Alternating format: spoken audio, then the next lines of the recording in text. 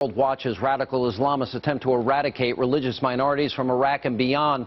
The Vatican is now speaking out against the terror, and Yazidis and other religious communities and ethnic minorities in Iraq requires a clear and courageous stance on the part of religious leaders in condemning unequivocally these crimes and in denouncing the use of religion to justify them.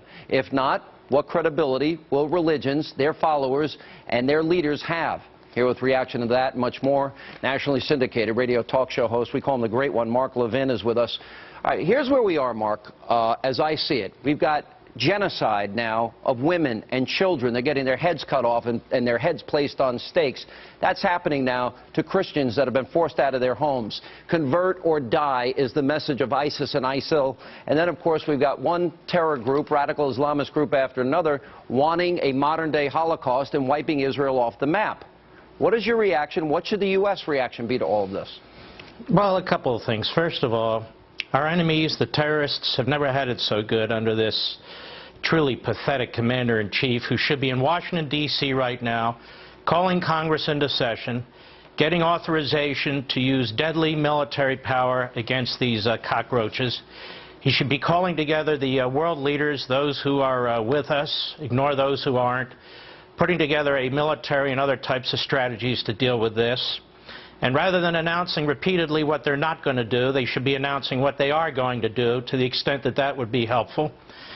You have the Secretary of Defense that said the United States has never faced a threat like this. You have the Secretary of State saying this is a direct threat to the United States.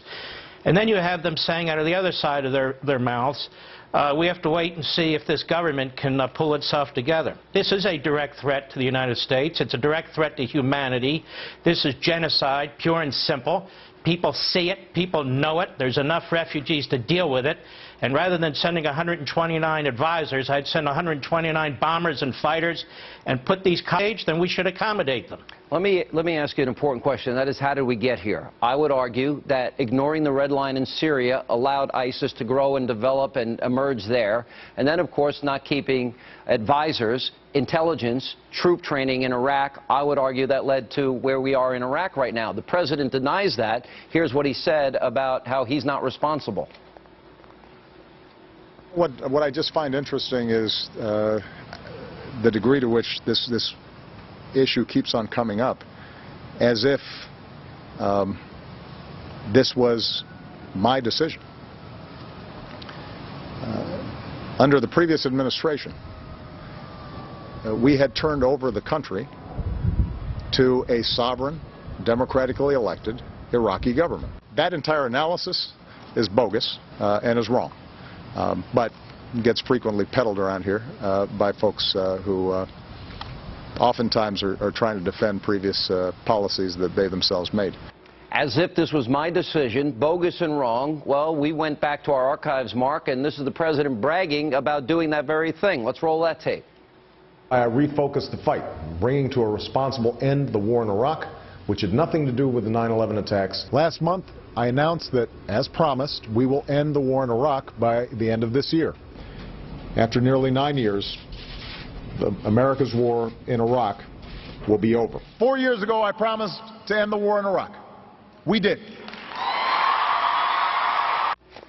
Seems to contradict it in a pretty direct way. Mark, your reaction? You know, Sean, we've never had a more pathetic commander-in-chief in our life.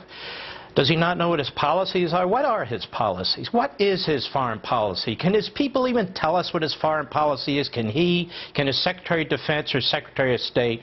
Our enemies are on the move. They're on the move because of him.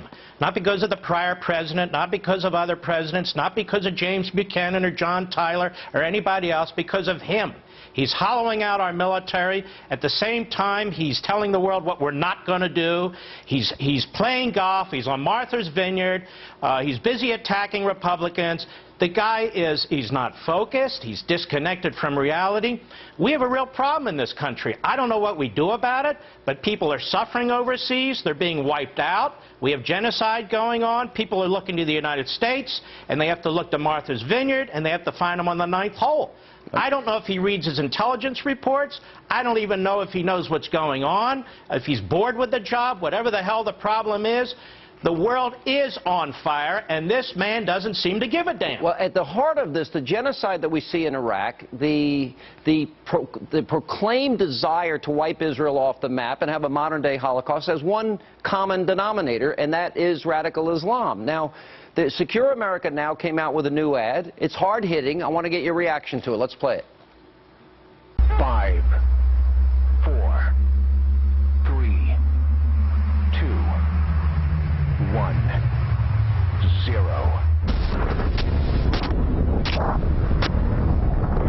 These are the stakes.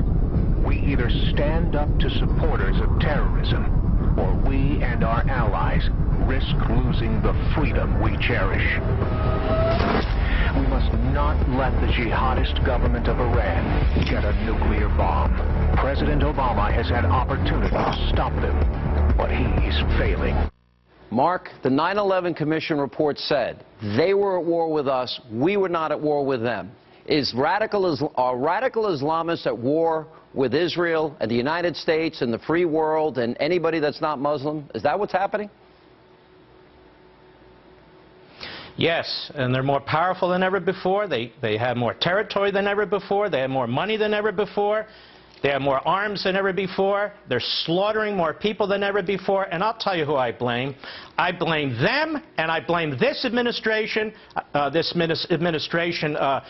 got out of Iraq. The problem is the enemy didn't get out of Iraq. Oh, we're going to get out of Afghanistan. The problem is the enemy's not moving from Afghanistan. At the same time, Sean, we have absolute anarchy and catastrophe on our southern border. The enemy sees that, and I fear, and I pray to God I'm wrong, I fear we're going to get hit because they're on the rise.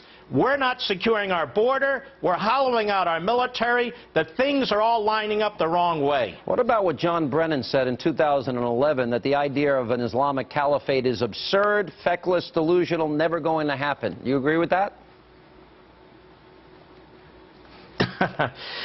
Well, it appears that it has happened. Look what he has surrounded himself. Have you ever seen more knuckleheads in your life? People, they don't even understand the enemy. They don't even understand the United States military. I don't know. I mean, the National Security Council, the Secretary of Defense, it's as if he said, what is the weakest guy I can put over there? At state, who's the dumbest guy I can put over there? For vice president, who's the guy that's been wrong for 50 years in the United States Senate? Let me surround myself with these geniuses. And this is what you have, a catastrophe in our country and overseas. All right, Mark Levin, the great one, and you can catch his show 6 to 9 Eastern. It's nationally syndicated. Thank you, Mark. Appreciate it.